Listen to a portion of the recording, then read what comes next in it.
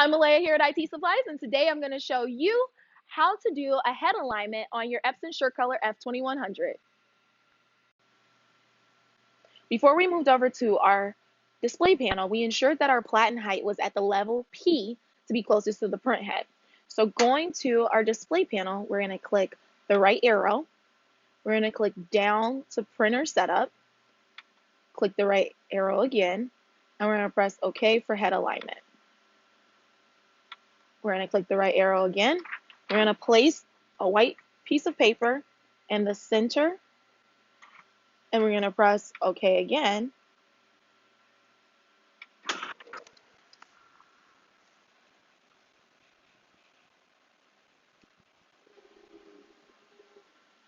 Now that we have our print head alignment, I'm looking at the patterns to see which one is the clearest.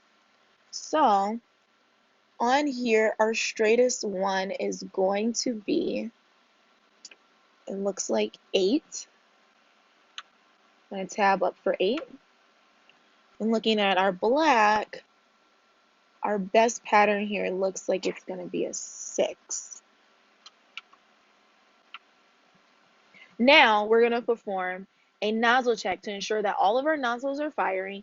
And then once you've done this, you do want to proceed in doing a print to make sure that your print head alignment was successful.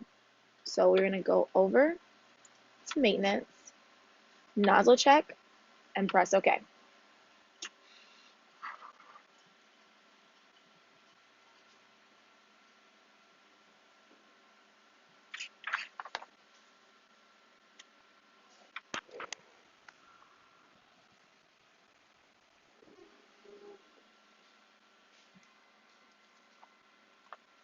This is our nozzle check. We don't have any of our lines where they are no patterns, no pattern breakage there.